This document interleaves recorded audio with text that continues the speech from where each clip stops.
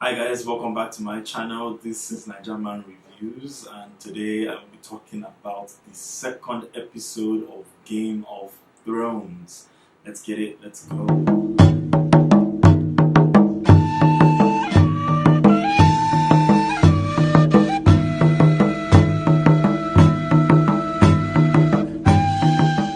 This episode was a real calm before the storm, and my god, that storm don't show.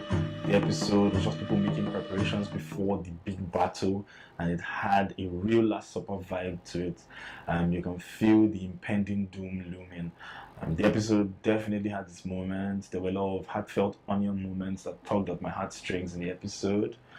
Some noteworthy scenes included, Bran defending Jaime.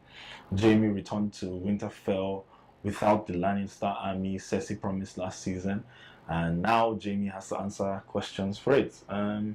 It has been really interesting to see how Jaime's character has developed. He has gone from the biggest douchebag who once selfishly killed his cousin to a very honorable man in Westeros. Tyrion tries to defend Jaime, but Daenerys is not having it at all. Tyrion has made so many mistakes to this point, and Dan is getting a bit fed up. He messed up with the Masters in Meereen, his plan to conquer Westeros failed woefully, and he has underestimated Cersei again. Anyways, Brienne steps up and defends Jaime. Their relationship has been really interesting to watch. They both began to respect each other after Brienne safely returned him home on the commands of Catelyn. Now, Brienne vouches for him because she knows more than most that he's an honorable man. He has even showed a more humble side to himself by asking Brienne to give him the opportunity to fight under her. My god, this show is good.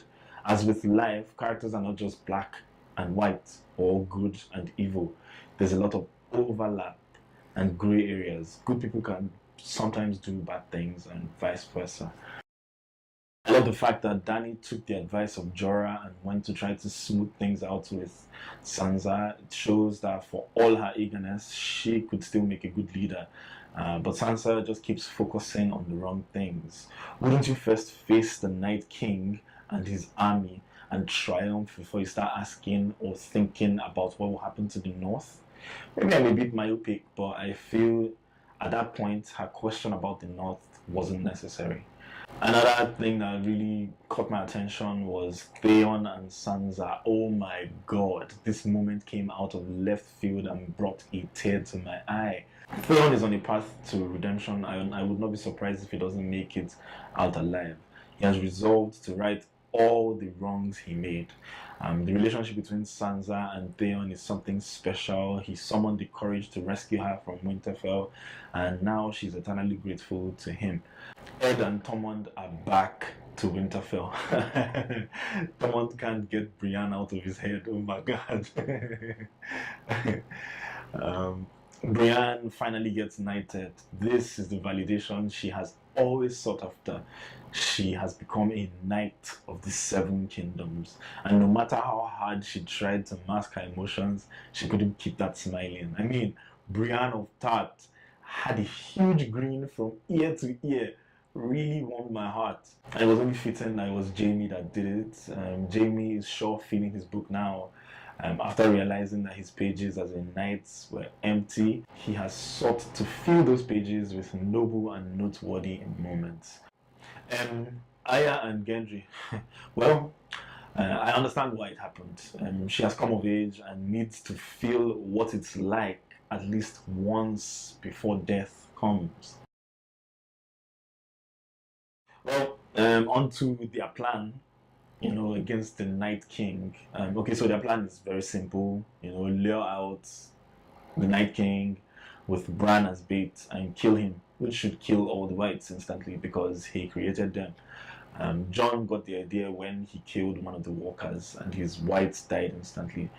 It's a bold strategy, Cotton. Let's see if it pays off for him. On paper, it seems easy, but we definitely know that there are going to be twists and turns. Nothing can be that straightforward, especially in Game of Thrones. And can we also talk about the fact that everyone keeps mouthing about how the crypts are the safest place? The crypts where there are dead people we'll see, Sha. Girl. Ser Jorah also had his own little moment of redemption.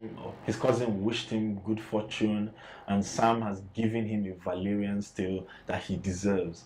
He has come a long way in the show. Finally, Jon has told Daenerys. Jon really doesn't have any use for the Iron Throne, as we've seen, but it will be really interesting to see how Dany reacts if she feels Jon wants it. My prediction for people who will die in the next episode, I have a couple of predictions. I most definitely could be wrong, but this is based on what I've seen and read. These are people most likely to die in this episode. Skip to this point if you don't want any spoilers. I warned you. Number one, Jorah. I just have a feeling like the way he asked Dany for a last favor felt like he knew something. The next person will be Brienne. I feel her story has come full circle at this point. Next person will be Theon. He really doesn't have much else to do at this point, and dying to protect Bran that he once tried to kill will be a cap on his redemption arc. The next person will be Grey Worm, just because he was so optimistic about taking Missandei home. Optimism doesn't live in Game of Thrones, it doesn't fly. Bran could die as well. Not sure why I think that, but I just have a gut feeling. Also, Gendry might die as well. And maybe he becomes zombified, which is what terrifies Arya in the trailers. It's also possible that we could see the death of another dragon, or maybe both. Those are what makes Daenerys' claims to the throne so strong, and it will be interesting to see what she does without them. This episode just laid the groundwork for what's to come. A lot of people's arcs have come to a natural close, and many of those people will certainly bite the dust in this episode. If you think this has a happy ending, you haven't been paying attention. I can't wait for the next episode. I'm still terrified. I mean, it's Game of Thrones, and